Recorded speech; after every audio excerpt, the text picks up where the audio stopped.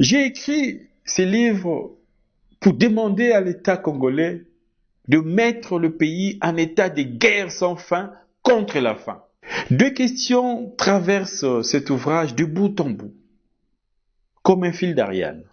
Premièrement, comment réformer les finances publiques d'une économie congolaise aussi déstructurée, aussi désarticulée, aussi récessive, aussi rendue anorexique par une sécheresse monétaire apocalyptique?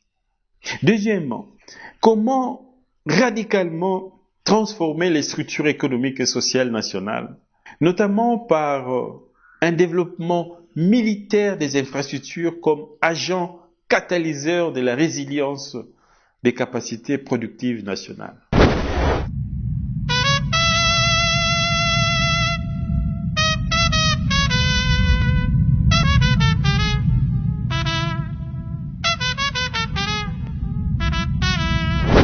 Cet ouvrage, à l'écriture puissante et parfois austère, enrichissant par les nombreuses perspectives théoriques proposées, répond à une actualité brûlante et souvent tragique.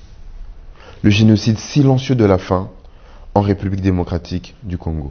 D'un chapitre à l'autre, les idées se complètent et se nourrissent les unes des autres pour créer une approche martiale du développement des forces productives séminales, du redressement de l'économie congolaise par la militarisation de l'agriculture. À quoi renvoie la militarisation de l'agriculture?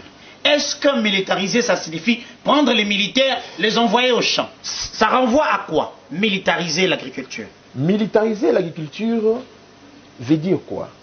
Lorsqu'on parle de la guerre sans fin contre la faim, dans une guerre, il y a un corps qui est appelé à combattre. D'abord, la mission principale d'un militaire, c'est défendre la nation contre l'ennemi. Parfait. Et maintenant, 70 ans après l'indépendance, nous constatons que notre ennemi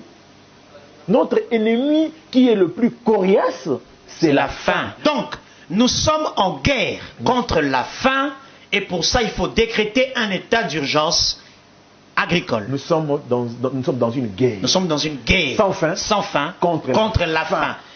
Une guerre sans fin, fin avec F-I-N, oui. Contre la faim, fin avec F-A-I-M, voilà. Fin Yanzala. Voilà. Alors dans cette guerre, maintenant pour combattre, il faut militariser l'agriculture. Parce que la réponse qu'il faut pour combattre l'ennemi qui est la famine, il faut la production agricole. Agricole, parfait. Voilà pourquoi l'honorable ou l'écrivain dans son livre, il propose qu'on puisse créer, au-delà des trois forces de la défense que nous avons la force terrestre, nous avons la force aérienne, nous avons la force navale. Qu'on puisse créer une quatrième force, qu'il soit une force militaire agricole. Il a fait le diagnostic de cette situation depuis la période coloniale et il s'est mis à penser.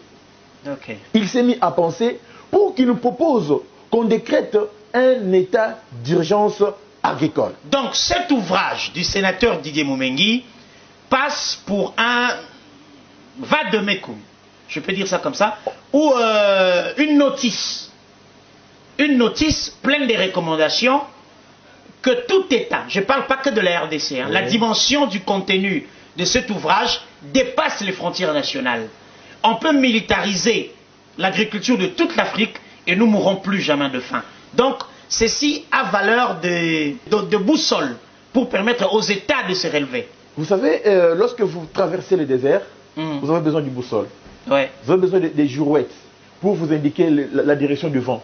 Ouais. Sans ces éléments, donc, vous allez vous perdre. Okay. Dans cette impasse, une situation alarmante, sociale alarmante, il nous propose la notice. La notice que nous devons appliquer. Nous devons appliquer. Donc, comme un médecin du corps social, qui est le pays, il propose qu'on puisse vraiment décréter à la hussarde un état d'urgence agricole pour répondre à tous ces problèmes de la famine, à tous ces problèmes de la faim. Parce que, vous savez, dans un État qui se dit État des droits, le premier droit des citoyens, c'est de manger à sa faim. Y a-t-il dans ce livre les bases d'un programme de salut public lumineux, cohérent et concret qui ouvre une phase radicalement nouvelle de l'histoire de l'économie congolaise?